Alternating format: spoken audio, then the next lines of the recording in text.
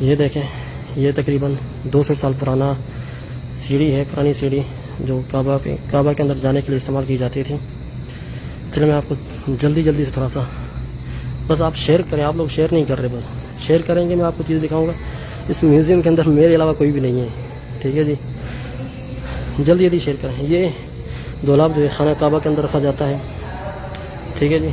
یہ پرانے کھول ہیں، جو یہ سلطنت عثمانیہ کے دور کا کھول ہے، حجر اسود کا، اور یہ کھول جو سعودی حکومت کے شروعاتی دور کا ہے، ٹھیک ہے جی۔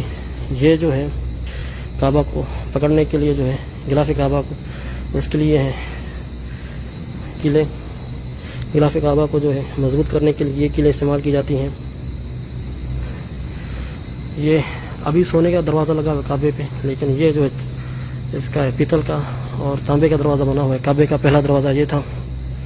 اور یہ دیکھیں بھائی، یہ جو ہے سلطنت عثمانیہ کے دور میں جو کعبہ کے اندر جو الماری رکھی جاتی ہے، یہ وہ ہے۔ تاریخ اس کی دیکھ لیں 1858۔ یہ جو ہے بھائی، یہ غلاف کعبہ بنانے کی پہلی مشین اس طرح سے بنائی جاتی تھی۔ اس مشین سے جو غلاف کعبہ بنایا جاتا تھا، آپ دیکھیں،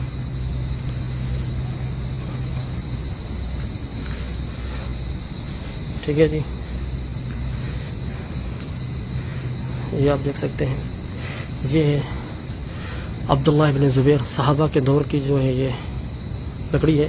اس دور میں یہ لکڑی استعمال کی گئی تھی، دیکھیں 65 ہجری۔